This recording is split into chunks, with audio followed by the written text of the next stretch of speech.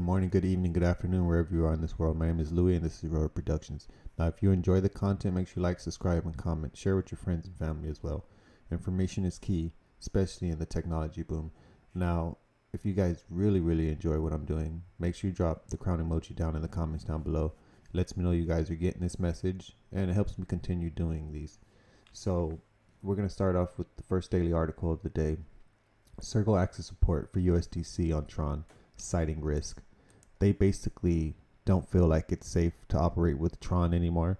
You know, that's the thing about it. There's a lot going on with a lot of these blockchains, a lot of these forks. And the thing is about Circle is they're a major player, especially when it comes to USDC. And they're not going to allow anything that isn't trusted, transparent, or safe to be operating on their network. So that's the thing about it. Like, you'll be able to still do certain things until February 25th. But if you have Tron and if you're trying to mint USDC over there, make sure you move it off of there. Move it to somewhere else where you'll be able to do what you want. They posted this, when was it? February 20th, so yesterday. So, and this is an article. It'll be dropped down below if you guys want to read it and go through it on your own. Moving on to the next daily article. So Binance faces key regulation tests with the Philippines poised to block the exchange. So basically, something else that's happening. Remember, the framework is still being laid down. There's a lot of regulations that have to be done, throughout all the countries, all the regions. So just because it works in like certain areas like the US or Hong Kong doesn't mean it's going to work for everybody else. Then I'm not just talking about Binance here, but like we just had here, sometimes things are safe and transparent and trusted in certain places, and then sometimes they're not. And that's why information is key. We have to know what's going on. And if we don't, sometimes we can lose money. But basically, the Philippines SEC told DL News that it's still evaluating the situation. Banning Binance would change the economics of the Philippine crypto market. And I think there's about, what does it say here? 14 million users in the Philippines right now, or there will be 14 million users by 2028. So it's something like that's a lot of people. And imagine if every person put in $1, then a lot of money would be stole if Binance is doing some shady business. I'm not saying they are. We already have the FUD coming out about Binance, and it's been happening for the past 2 years. So make sure you guys do your research. If you're a Filipino watcher, just, pay attention to this. Move your assets, moving on. So Web3 gamer. This is something that I'm very interested in because I actually use Sweat, and it's built on the Near protocol. But basically Sweat is, it kind of says it here, you earn money by walking and running, and you don't have to put in anything, you don't have to do anything, and I'm not shilling a coin. This is just simply free money, and the price of where it's at right now is, it's pretty low. So if you're walking around, if you love working out, earn that sweat, earn that money. But basically what's been happening with Sweatcoin is people have been hooking up their phones and different devices to a shaker, and basically when you shake the phone, it lets them know that you're running or walking and you're earning money. So there's a lot of people who've been trying. You can go on YouTube and look it up. I wouldn't recommend it because, get your sweat on, earn it properly. You're not cheating nobody but yourself. Anyways, moving on. So Elizabeth Warren claps back and reacts to pro XRP lawyer, and he's running against her. So of course she don't like that. This is happening in Massachusetts. So if you guys want to donate to John Deaton, here's a link right here. It'll be down in the descriptions below. But she basically says that apparently the MAGA Republican machine couldn't find a single Republican in Massachusetts to run against me. So they brought in someone from Rhode Island who have the backing of the GOP and special interest groups. And I love how she says special interest groups, because you know how it is with blockchain and things like that. You can donate to him. You know what I mean? And I think that's what she's scared of. But I love John Deaton. Make sure you guys go check him out. This is his Twitter. It'll be dropped down below as well. Moving on. Okay, so Tom Lee defends Bitcoin over claims of illicit use. Now we're going to go over here to see what he says. but basically he's defending Bitcoin, and it's just, if it quacks like a duck, if it flies like a duck, it's probably a duck.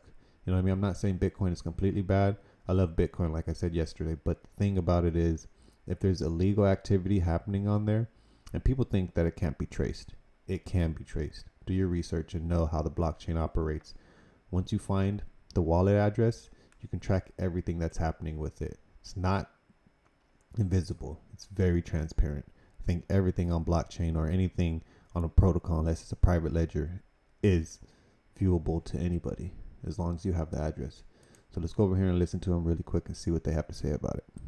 And you've heard from the Jamie Dimons of the world, maybe even Elizabeth Warrens and others who say, despite what you said about sort of how good the blockchain is to be able to find where things are, it is the medium of choice for ransomware. I mean, just you go through the list of sort of terrible illegal behavior.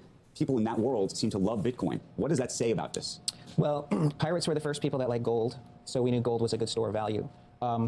But I think equally important, the dollar is used in more illicit activities. 99.9. I know we talked about that, obviously. 99.9. And Joe's made that point before, but you don't. So you ascribe nothing to the idea that Bitcoin is a beloved currency for those who are trying to do nefarious things. Well, here's a way to think of it. Criminals don't trust anybody, but they trust Bitcoin. And so if you want to say what is a trusted asset, it's really what would be the least trustworthy. This is like saying you follow the technology that starts with TORN. Right? No, I think because that's. I think it's like. Right, I remember like videotapes and. It's like blaming the object for itself for the nefarious behavior when it's the humans that are using that. So once again, as we can see here, there's a lot of FUD coming out of what's happening with Bitcoin, and I think with any blockchain, if there's nobody in charge of it, I love a decentralized protocol. I love a decentralized blockchain. I love something that, nobody oversees what's happening. It's based on consensus. So I love that idea. But the thing about it is, if there's illegal activities happening on these blockchains, who's going to mitigate them? Who's going to stop these things from happening? It comes down to the people who are using it. And if the people who are using it are doing the illegal activities, trust and believe they're not going to vote against shutting down certain blockchains and stuff like that. All right, moving on. So basically here, Protocol Village. Flare claims the first as a compliant decentralized futures protocol.